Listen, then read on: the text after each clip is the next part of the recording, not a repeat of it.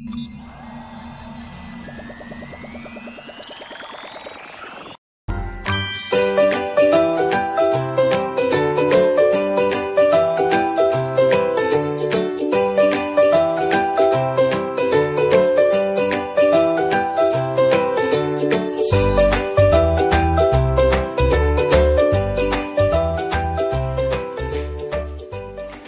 students! Good morning everyone! We are now on lesson 7. Padasig lang sa time. Lesson 7 talks about illustrating the slope of a line. Last time we discussed about points and 2 points make a line. Okay, this time we'll focus on the slope of a line. What is the slope of a line? How do we find it? Okay, so let's have some illustrative examples to appreciate the slope of a line. Any straight line has a slope. Okay, how about this? Tayo ay may hagdanan. Stairs. Okay, it looks like a ladder. Stairs A and stairs B. Now, if you were to choose, what stairs would you like? The question is this: which do you think is easy to climb? I'm asking this because, syempre, when we are walking, we want something easy, right? All that is easy makes our life easier also, and so we adjust to what is needed. What is easy to climb? Is it stairs A or stairs B? How about these examples? If you are a mountain climber, a trekker, which do you think is easy to climb? Is this mountain A or mountain B? Mountain A is Mount Fuji in Japan, the most beautiful Mount Fuji of Japan. And the second one is our very own Mount Apo in Davao, the highest mountain in the Philippines. But which do you think is easy to climb? Syempre, if you are a mountain climber, we adjust also. We prepare, and then there would be a great difference in our walk, in our climb, if we know how easy or how difficult that mountain or that ladder is to be climbed. Okay? Sige. Now, let's go directly to the slope of a line. Those mountains and those ladder has something to do with slope of a line. Okay? Slope. The steepness of a line. Slope means the steepness of a line. In other words, this is the slantness. Gaano ka slant, gaano ka hilay, gaano ka straight ang isang linya. This is represented by the small letter M. M stands for slope of a line. Remember, it's a small letter. The slope, or M, is defined as the ratio of the vertical change between 2 points to the horizontal change between the same points. The ratio of the vertical change, which means this is the changes in your y-axis, the points in your y-axis, over the changes in the points in your horizontal change, horizontal or x-axis. So here is the formula in finding the slope or the steepness of a line. M equals rise over run. In our terms, in Hiligaynon, rise is pagpataas or pagpanubo, divided by the run, ang pagpakadto sa wala or sa tuo, going to the right or going to the left. That's the slope of a line, steepness of a line. Let me tell you a story about the adventure of Mr. Carlo. One day, he was traveling on his jeep, and in road 1, here is the line or the road, the kind of road that he was struggling. Pasaka. No?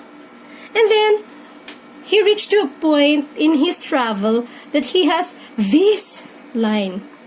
The steepest. Mas nakahilay. Struggle is real. Ginisakari guro, no? So, he has to do or make some adjustments in his driving just for him to be safe. And then, he reached the road which looks like that. Panubo naman. So, ma-adjust ka naman sa brake mo, sa preno mo. 'Di ba? May road man nga padaligdig, 'di ba? Mas hapos, pero careful lang. Okay? And then, nagkadto na siya sa straight line. And so, though wala na masyado effort. Steady na lang. Pero in figure 6, is this possible for Mr. Carlo to have a road nga pasaka? Kaya sa salakyan niya. Kag pabalik ya muna. No? Pakadto. Tapos pabalik. And so, this is a practical example of a road nga daw linya lang. Ang aton lines, pwede na sa mga examples ang road. Okay, let's have the application of the steepness of a line in mathematics. The figure 1 and figure 2 are examples of the slope of a line. Take a look at this. This is the road we can travel ni Mr. Carlo, no? Line, pakadto to. And so, gin-compute ta ang slope M equals rise over run. Pasaka, rise. So, kay pasaka, halindi, pakadto to. Pasaka, balitupong na da. Pwede ka man di ka measure dire, pero mas okay kung dire, no? Pasaka means positive, di ba? Going up sa y, positive. So, the rise is 2. Rise equals 2. And then the run from 0 origin going to the right is also positive. And so, ginisip, it's 6. So, rise over run equals 2 over 6. Rise over run. 2 over 6 reduced to lowest term is 1/3. So, the slope of our first line is 1/3. Take note, the slope is positive and it rises at the right, to the right, takadto sa to. So, that's a positive slope. In the figure 2, medyo nabudlayan ni Guro, matyagan ko si Mr. Carlo mo, taas gito, steepest line, no? Okay? Rise, pasaka, rise, over, run. Pwede ka man sure run. Okay, so there in this figure, there siya nag-rise. Rise is 4. Going up, it's positive. And then from here, going here, sa x is also positive. Rise is 4 and run is 2. And then reduce to lowest term, it's positive 2. The slope of this line is 2. Take note, those are positive slopes. And positive slopes have a steep line. Remember, the slope is positive. Okay? It rises to the right. Saka pa tuo. Papuntang kanan. The steeper the line, grabe ka slanting. The larger the slope. Compare them. The slope is 2 here, and here is 1/3. So, biggest siya. When you have a positive slope, you have also a steeper line. Let's continue. Let's take a look at the figure 3, road 3 and road 4. Okay. Take a look at this road. It's rising naman to the left. Okay? Now, from here, origin, down, it's going down. Okay? From here, it's going down. So, the rise is negative. The rise of this slope, of this line, is -2. And the run from your y-axis is going to the right, so it's positive. Run is +6. Rise equals -2, run equals 6. -2 over 6 reduced to lowest term is -1/3. Next, figure 4. Padalom na ginyo. No? From here, origin, kapanaog siya. It rises to the left.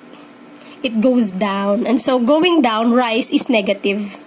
Basta going down, negative. Pero kung going up, na positive. The rise is -4 and the run is +2. Okay? Rise, -4, run, +2. Here. And reduce the lowest term, -4 divided by 2 equals -2. Both of their slopes are negative. Take note of that. And take note of the line nga negative ang slope. Panubo. It rises to the left naman. Okay? When you look at from the left to the right, kapanubo siya. Okay? Unlike sang kagina, we have a positive slope. It goes up. If you have a negative slope, then kapanubo siya. Okay. The slope is negative here. The steeper the line, the slope becomes negative. Let's continue. How about this figure 5? Normal lang siya. This road is steady, straight. Do we have a rise or run? Okay. The rise, there is no change in the y-axis. Ara lang siya gyapon from this to this point in time, in line. The rise is 0. Wala. And the run is from here to here, it's 6. 0 divided by 6. Whenever you divide numbers na 0 ang sa babaw, the answer is always 0. So, we can say that the slope in a straight line, horizontal line, is 0. The slope is 0. And there is no vertical change. Okay? So, when you look at the line, that the slope is 0, it's a straight horizontal line, sleeping line. Next, we have this figure. Is this possible for Mr. Carlo to have a road patindog? No? Okay. This line is a straight vertical line, patindog, patayo. In this case, the rise is positive 4. But the run is 0. 0 siya. So, 4 divided by 0 is undefined. Any number divided by 0 is undefined. Hindi natin alam ang answer. So, it's undefined. How about this going down naman siya? The rise is negative 4. There is a distance in y, but sa x, wala. Or sa run, wala. Negative 4 divided by 0 is still undefined.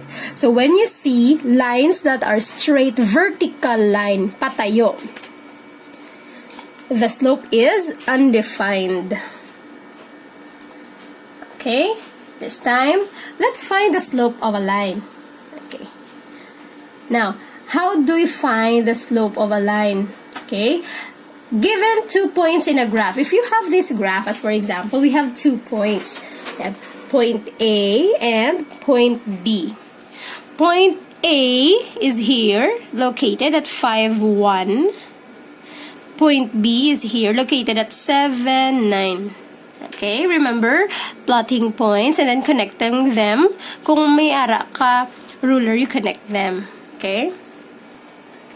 If you can see a line, even if wala siya point, just assign any value as long as you are sure of its location. Okay, in this exercise, in this lesson, this is specifically highlighted. Okay, now if you are given this line, just count the rise over run. Right? We have the formula.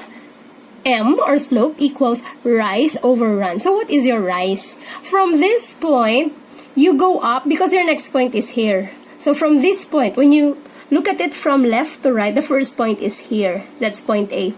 You go up because B is there. So let's count from A. 1, 2, 3, 4, 5, 6, 7, 8. And then you stop here. Kay tupong na siya, aligned na siya sa B. Okay, let's do it with the ball pen to emphasize. Again. Nakikita, from this point, let's move 1 unit. 1, 2, 3, 4, 5, 6, 7, 8. Then you stop because you are now leveled with point B, the next point. So the rise is positive 8 because it's going up. Pwede ka man di diri masugod. In line with this point A, you can have it here. You can start counting. 1, 2, 3, 4, 5, 6, 7. Then 8. You reach point B. That's positive 8. In any way you can. Pwede gid. Okay? Rise is equal to 8. And then, when you count for the run, you start from this point. It's x-axis. And so, you go, it's either going to the right or going to the left. Now, point B is here. So, you go definitely to the right. So, it's still positive. 1, 2. Then, you are aligned already. So, run equals 2. Or, you can do it here. 1, 2. Galing kayo negative na siya, no? So, diri ka na lang halin. 1, 2. Going to the right is positive. Rise over run is equal to 8. Your rise is 8. Your run is 2. And so, 8 divided by 2 is 4 over 1. Because their common factors are 2. 8 divided by 2 is 4. 2 divided by 2 is 1. Then, final answer is 4 divided by 1 is 4. The slope of this line is 4. It's a positive slope because it goes, it rises to the right. Pataas. It's very steep because 4 is very big. It's very steep. Okay? It's very slanting. Okay. That's how you get to the slope from 2 points in a graph. How about if you're given with 2 points only? Okay. Let's say we do not know this. We don't have this. But point A is 5, 1, which is here. Point B, 7, 9. 7, 9. Okay. Don't mind this. Only the 2 of this. Point A is 5, 1 with coordinates XY, XY. 5, 1. Point B, 7, 9. X and Y. Remember, the point, it has an ordered pair. X, Y. The formula in finding the slope is rise over run. Rise is your Y. Any changes in the vertical, up or down. Run is any change in the horizontal, right or left. And so, this is equal to the formula. Y sub 2 minus Y sub 1 over X sub 2 minus X sub 1. You cannot change this formula. It's already given. This is our pattern. This is our formula. Following our formula, Y sub 2 minus Y sub 1 divided by X sub 2 minus X sub 1. Let's start. Where do we get this? Okay. So, A is our first point and B is our second point. So, let's assign. 5 becomes our X sub 1 because this is the first X, right? And then 1 becomes the Y sub 1. First X, first X, first Y. Then for the second point, this becomes our X sub 2. Second X and second Y. And C, let's follow. Slope equals, what's our Y sub 2? Okay, our Y sub 2 is 9. You will get your numbers here.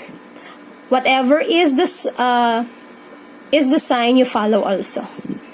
Y sub 2 is 9. Next, Y sub 1, that's 1. Next, X sub 2, 7. And last, X sub 1 is 5. There, it's very easy. Again, you get your numbers from our points. First X and Y, second X and Y. So, slope equals 9 minus 1, it's 8. Okay, 7 minus 5, it's 2. Reduced to its lowest term. The slope is 4. It's definitely 4. There you go. That's your slope. And it is a positive slope. We can describe that as a line that is rising to the right. It looks like this. Another example, if we have given 2 points, that's first point and second point. Following our formula, M equals rise over run equals Y sub 2 minus Y sub 1 over X sub 2 minus X sub 1. Actually, there is another formula wherein you can interchange Y sub 1 as long as the first X here is also X sub 1. But let us fix our eyes here. Okay? Let's assign values to our first and second points. We have X sub 1 and Y sub 1. X sub 2 and Y sub 2. It really helps if you will label. Okay, following the formula. What's y sub 2? It's 3. So, copy. Y sub 1. It's negative 1. And so we have a minus. Make sure that you enclose this in parentheses. Okay, C. So that we'll be safe with our sign. X sub 2, I have 4. And x sub 1, it's 2. Okay, so 3 minus negative 1, remember, the two negatives here become positive. It's the rule in subtraction that when you have a negative sign in your subtrahend, you'll change the sign. Negative times negative becomes positive. So 3 plus 1 equals 4. 4 minus 2, it's 2. And so, reduced to its lowest term, the slope is 2. Okay, it's a positive slope and it rises to the right. Okay, and the last one, the line is rising to the right. Finding the slope of a line given an equation. How about if you're given an equation, how do you find the slope of a line? Okay, example, this equation is 4x minus y equals 19.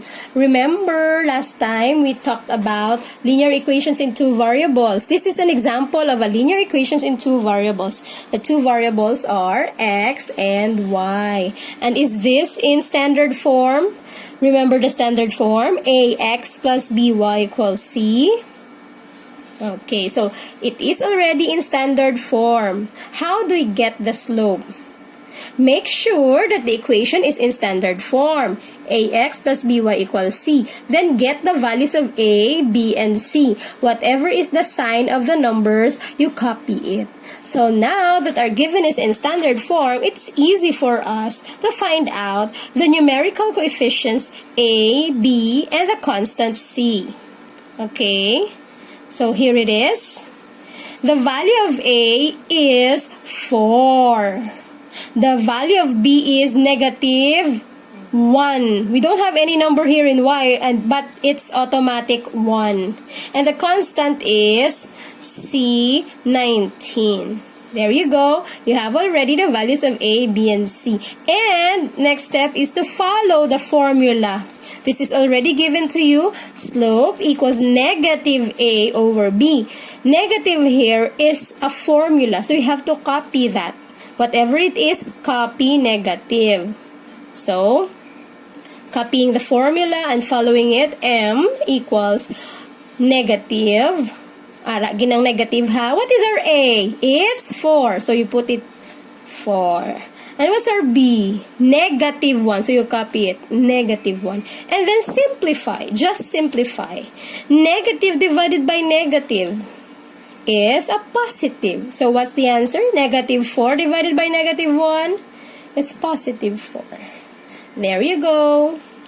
Okay, let me just review to you the kinds of slopes that we have. The slope is the steepness of a line. It is represented by your